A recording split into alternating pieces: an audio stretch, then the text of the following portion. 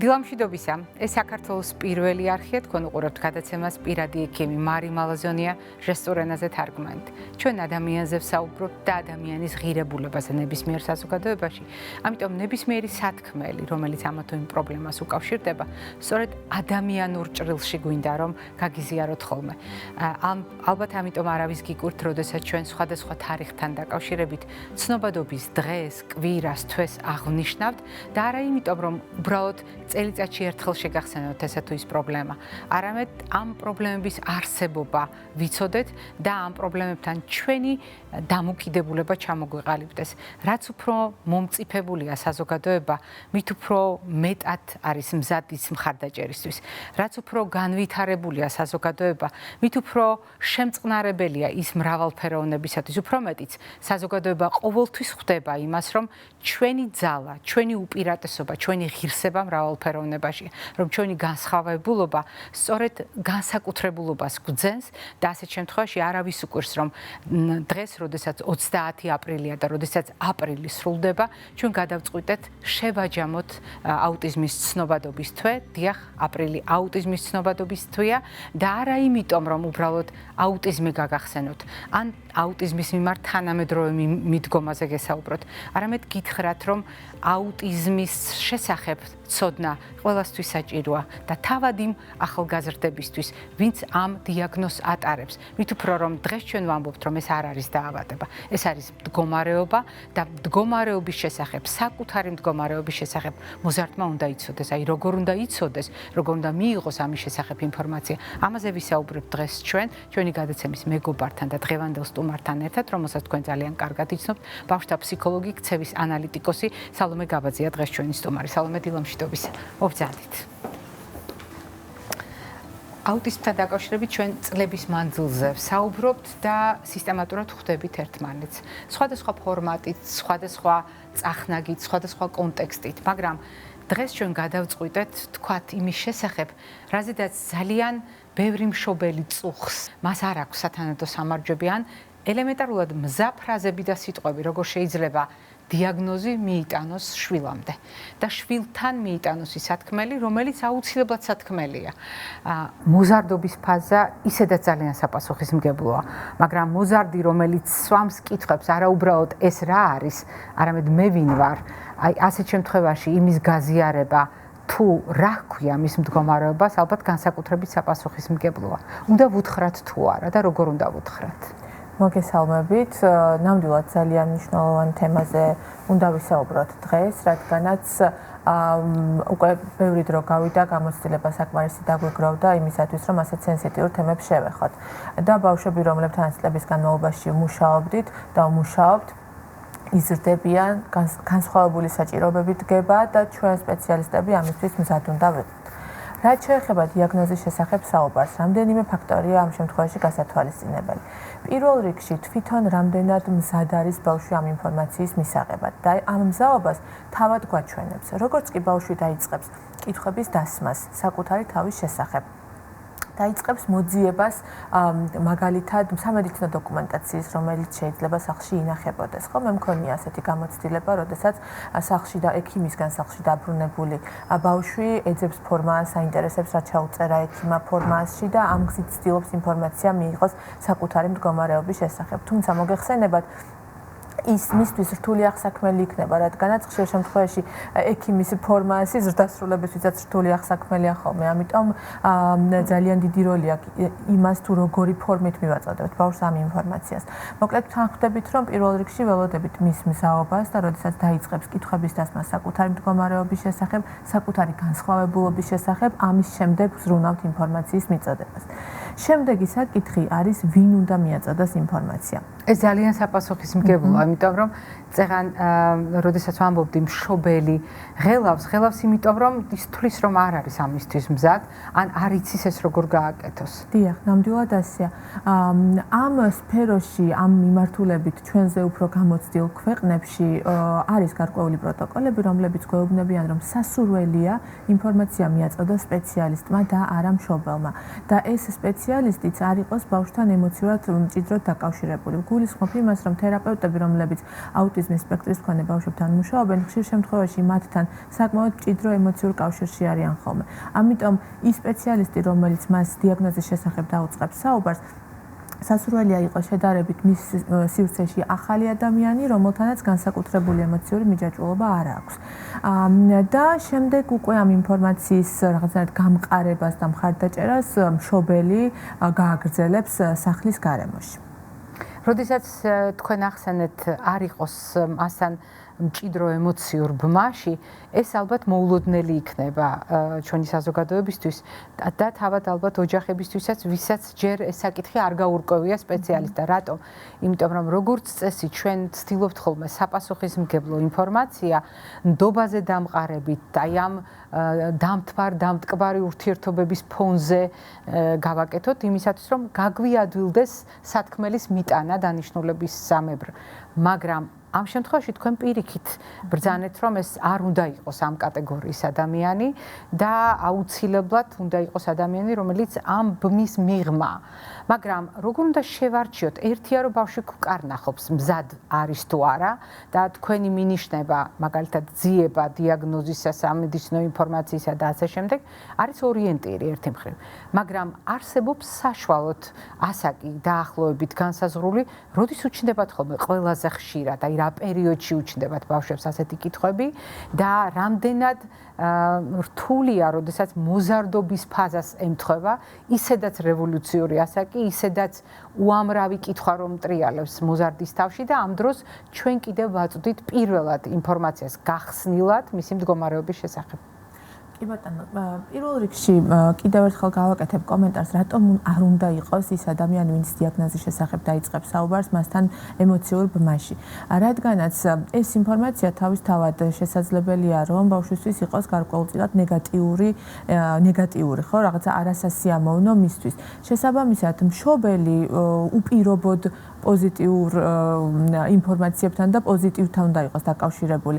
აქედან გამომდინარე, რადგანაც იმის რისკი არსებობს, რომ მშობლისა და შვილის ურთიერთობა გარკვეულწილად შესაძლებელია გაუარესოს დიახ ამ არასასიამოვნო ინფორმაციამ, უმჯობესია რომ ამისთვის ეს თავის თავზე აიღოს სხვა ადამიანმა, ვინც ამ ყველაფრის სპეციალისტია. ეს ერთი, ხო, მეორე. როგორ ვენდოთ უცხო ადამიანს, ან თვითონ განსაკუთრებით აუტიზმის სპექტრის მქონე ადამიანებს ვიცით, რომ სიახლეების მიუღებლობა აქვს უცხო ადამიანის მიმართ ნდობის ჩამოყალიბება შეიძლება გაუჭირდეს, ხო? ამ ინფორმაციის მიწოდება რასაკვირველია არ ხდება ერთ დღეში და ერთ საათში. ეს არის განგრძობითი პროცესი და მთელი რიგი ეტაპებისგან შედგება. ცხადია. და ძალიან ნელ-ნელა ნაბიჯებით მივდივართ უშუალოდ იქ, რომ საბოლოოდ უთხრათ, რომ ეს არის მისი მდგომარეობა, რომელსაც ქვია ვთქვათ გარკვეული სახელი და ეს არის აუტიზმის სპექტრი. თავდაპირველად დავიწყებთ ძალიან მარტივი განსხვავებებით, რაც შეეხება ჩვენს მაგალითად გარეგნობას და ჩვენს შინაგან სამყაროს. ჩვენ ყველანი ერთმანეთისგან როგორც ვიზუალურად განსხვავდებით, ასევე ჩვენი თვისებებით, ჩვენი ხასიათით, ჩვენი გარკვეული შესაძლებლობებით განსხვავდებით. შემდეგ ტვინის ფუნქციონირებაზე გავესაუბრებით, რომ ყველა ადამიანის ტვინი სხვადასხვანაირად ფუნქციონირებს. შემდეგ სხვა საჭიროებებზე, რომ ზოგიერთი ვერ ხედავს კარგად, ზოგიერთს თქვა კარგად არ ესმის, ზოგი კარგად ვერ და ასე შემდეგ. ბოლოს ცალკე ვესაუბრებით, რას ნიშნავს აუტიზმი და როგორც წესი, ჩემი გამოცდილებით, თვითონვე ამყარებენ ხოლმე კავშირს და თვითონვე ამბობენ, რომ ანუ მისი მახასიათებლები, მისი უცნაურობები, რომელიც თქვა ბევრ კითხვის ნიშანს ბადებდა, თურმე აუტიზმის სპექტრიდან გამოწვეული ყოფილად ეს ყველაფერი არის ერთმანეთთან დაკავშირებული. ანუ დასკვნად გამოაქვს, რომ მე მაქვს აუტიზმი. პრაქტიკულად ასე გამოდის, დიახ. თვითონვე რეალურად ამ დასკვნამდე. მიყვავს ჩვენ ინფორმაციის მიწოდებით ფსიქოგანათლებით, მიყვავს იქამდე, რომ თვითონვე გამოიტანოს ეს თუმცა თუ ვერ დააკავშირებს, არც ეს არის პრობლემა, შესაძლებელია, რომ ამ ნაწილშიც დავეხმაროთ და რაღაცნაირად ჩვენ ერთობლივად დავაკავშიროთ მისი მახასიათებლები და აუტიზმი ერთმანეთთან. და ასევე ერთ კომენტარს გავაკეთებდი როგორ რა შესაძლებლობები უნდა გქონდეს ბავშვს რომ ეს ამ ინფორმაციის აღქმა შეძლოს ხო თქვენ კითხვის მეორე ნაწილი სწორედ ამას ეხებოდა გულისხმობდი და არის თქვათ რომ მიიღოს ეს ინფორმაცია რასაც ამ ეტაპზე რაზეც ვსაუბრობ ეს ძირითადად ეხება ბავშვებს რომლებსაც აქვთ საშუალო ან მაღალი ინტელექტუალური შესაძლებლობები თუმცა თუ ბავშვს შედარებით დაბალი ინტელექტი აქვს მას ნაკლებად გამოსდის სიტყვიერი კომუნიკაციის დამყარება ვთქვათ ხო შესაძლებელია ალტერნატიული საკომუნიკაციო საშუალებების გამოყენებით შესაძლებელია ვიზუალური მასალის გამოყენებით ასევე მივაწოდოთ ცხადია ინფორმაცია უბრალოდ მიწოდების ფორმა იქნება განსხვავებული და ჩვენ ყოველთვის უნდა გვახსოვდეს რომ ის თუ როგორი ფორმით ვაწვდით ინფორმაციას ბავშვებს ეს აბსოლუტურად ჩვენზეა დამოკიდებული და ჩვენ უნდა შევარჩიოთ სწორად რადგანაც თუ ბავშვი რაღაცას ვერ იგებს ან ვერ სწავლობს ეს არ ნიშნავს რომ მასშია პრობლემა ეს ნიშნავს რომ ჩვენშია პრობლემა და ჩვენ არასწორი ფორმა შევარჩიეთ საკომუნიკაციოდ მასთან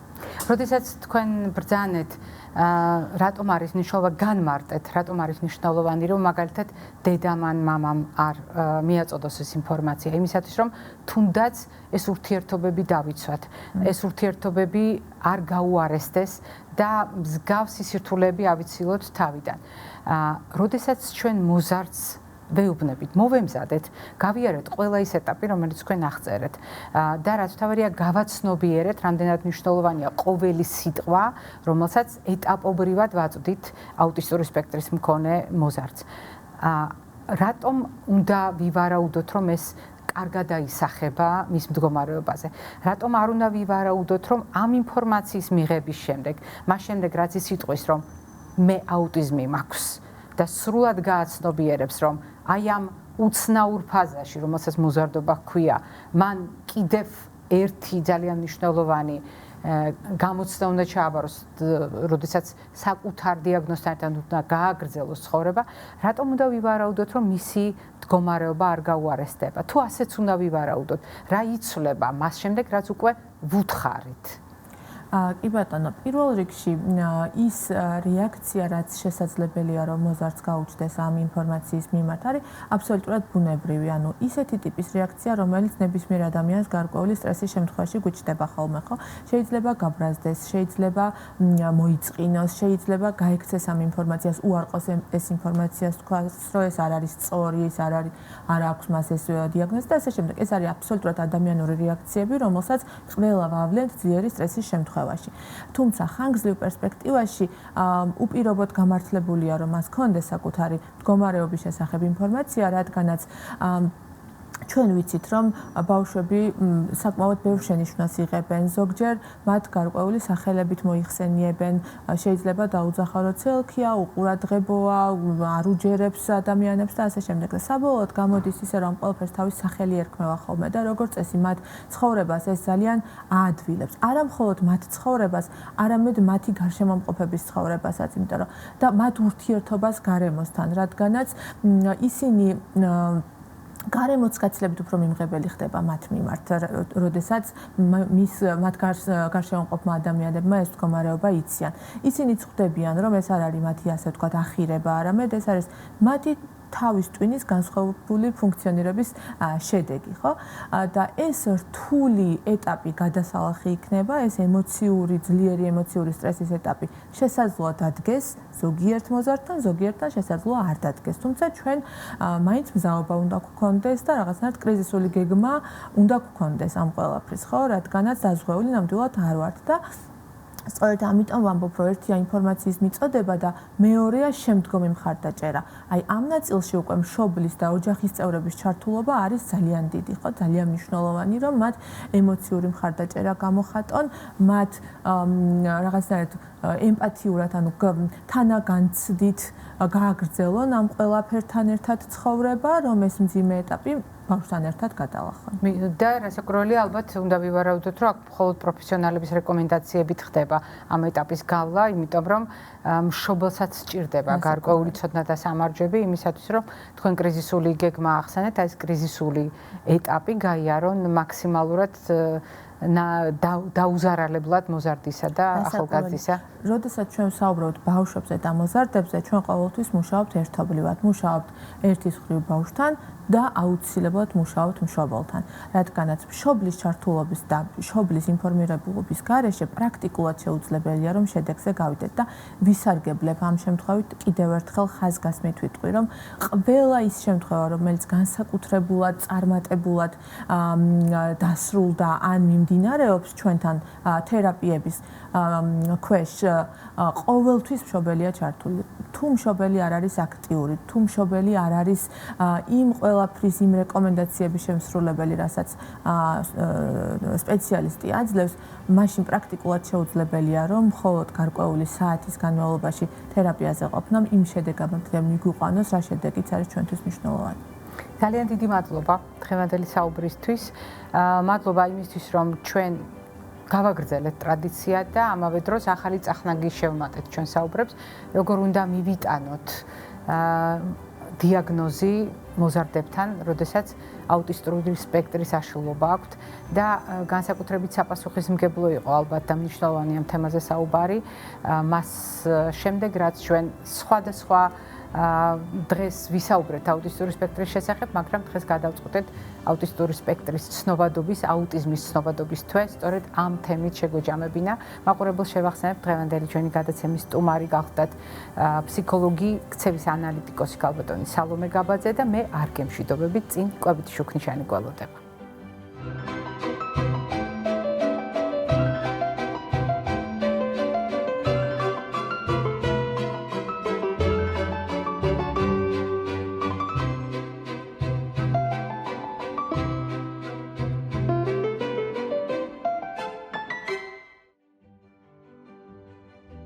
როდესაც კვებითი შუქნიშანი კონკრეტულ რეკომენდაციებს გიზიარებთ, რასაკვირველია სიმბოლო სამფერია, მაგრამ რეკომენდაციები არის მრავალფეროვანი. თემასთან დაკავშირებით ჩვენ ბევრჯერ გვისაუბრია და როგორც შევთანხმდით, დღეს აპრილი სრულდება და ჩვენ ვასრულებთ იმ საუბრების ციკლს, რომელიც აუტიზმს ეძღვნებოდა. ვასრულებთ სრულიად განსხვავებული წახნაგით, სათქმელით, როგორი უნდა იყოს მაგალითად სიტყვები, როგორ უნდა შევარჩიოთ ფრაზები იმისათვის, რომ რეალობა ავუხსნათ, განვუმარტოთ, დავანახოთ მოზარდებს, დიაგნოზის მქონე მოზარდებს და როგორი უნდა იყოს კვება იმისთვის, რომ ჩვენ უკეთ მართოთ მდგომარეობა და როგორი უნდა იყოს მაგალითად მშობლის ინფორმაციის ხარისხი იმისთვის, რომ მოზარდს არაფერი დააკლდეს. აქ ორი ძალიან მნიშვნელოვანი წახნაგია. პირველ რიგში ეს გახლავთ თვითონ აუტიზმისთვის დამახასიათებელი კვების მოდელი და მეორე გახლავთ ასაკობრივი თავისებურება, რომელიც ყველა მოზარდს განურჩევლად იმისა, თუ რომელი სქესის მატარებელია, რომელ ეთნიკურ ჯგუფს ეკუთვნის, რა სამედიცინო პრობლემა აქვს, ყველა შემთხვევაში მოზარდის კვება არის განსაკუთრებული მდგომარეობა. დიახ, მოზარდის კვება როგორც მოდელი, მოზარდის კვება როგორც ცხოვრების წესის განსაზღვრელი. როდესაც შეისწავლეს როგორია მოზარდის კვების თავისებურება, მინდა გაგახსენოთ. მოზარდები ნაკლებად იღებენ წყალს. მოზარდები ხშირად უპირატესობას ანიჭებენ მაგალითად გაზიან სასმელებს, ტკბილ უალკოჰოლო სასმელებს. ძალიან ხშირად, როდესაც კვების რაციონს აფასებენ მეცნიერები, ადვილად გამოავლენენ ხოლმე ხარვეს მოზარდთა კვებაში, როგორიც არის ცილის ნაკლებობა, სასარგებლო ცხიმის ნაკლებობა, სამაგიეროდ სიუხვე და სიჭარბე ნახშირწყლებისა, რომელიც ადვილად შეთვისებადია. იმ კერძების და პროდუქტების არჩევანი, რომელიც შეიცავს ბევრ ფუჭ კალორიას და მინიმალური რაოდენობით შეიცავს საკვებ ნივთიერებებს, ანუ პრაქტიკულად ღარიბია საკვები ნივთიერებებით. ასეთი კვების მოდელი კიდევ ერთხელ ადასტურებს იმას, რომ მოზარდებს აკლია ცილასთან ერთად რკინა, რაც ძალიან მნიშვნელოვანი ფაქტორია მათი ტვინის და ზოგადი განვითარებისთვის. ძალიან მნიშვნელოვანია, რომ ზოგადად მოზარდებს აქვთ ნაკლებობა აუცილებელი ნივთიერებებისა, კალციუმისა და D ვიტამინის შემცველი საკვები პროდუქტების სახით, ან მაგნიუმისა და სელენის სახით და ასე შემდეგ. ეს ჩამონათვალი საკმაოდ გრძელია და მე მხოლოდ გაგახსენეთ რა თავისებურება აქვს ზოგადად მოზარდის კვებას. მაგრამ თუ ვლაპარაკობთ აუტისტური სპექტრის აშლილობის მქონე მოზარდზე, ჩვენ ის რისკიც უნდა გავითვალისწინოთ, რომელიც შესაძლოა ადრეული ასაკიდან მოყვება მის კვებას. ეს გახლავთ ერთფეროვანი, ერთგვაროვანი, მონოტონური, მონოკომპონენტური კვება, როდესაც კვების რაციონი უნებურად შეზღუდულია, კვების მოდელი უნებურად შეზღუდულია და ასეთ შემთხვევაში რისკი იმისა, რომ მოზარდს დააკლდეს საკვები ნივთიერებები, დააკლდეს ენერგია, საკმაოდ მაღალია. და ეს ინფორმაცია არის იმისთვის, რომ ჩვენ შეგვეშინდეს? არა. ეს ინფორმაცია არის მხოლოდ და მხოლოდ იმიტომ, რომ გავითავისწინოთ და გავითვალისწინოთ ის თავისებურება, რომელიც ერთი მხრივ მოზარდის კვებას ახლავს და მეორე მხრივ დაგვაფიქრებს აუტისტური სპექტრის მქონე ადამიანების კვებით საჭიროებებზე. და ასეთ შემთხვევაში მოზარდობის ფაზაში მშობლის ყურადღება შეიძლება იყოს გადამწყვეტი იმისთვის, რომ არა დავიწროვდეს კიდევ უფრო მეტად კვებითი არჩევანი, არა შეიკვეცოს კიდევ უფრო მეტად საკვები პროდუქტების ჩამონათვალის ნუსხა, არამედ მაქსიმალურად გაფართოვდეს და შეივსოს ყველა იმ აუცილებელი ნივთიერებით, რომელიც უახლოვდება დაბალანსებული კვების პრინციპს და რომელიც ძალიან სჭირდება ჩვენ შვილებს ნორმალური ზრდა განვითარებისთვის. ეს იყო დღევანდელი ჩვენი საუბარი. გემშვიდობები, ჯანმრთელობას და დღესდღეობას გისურვებთ.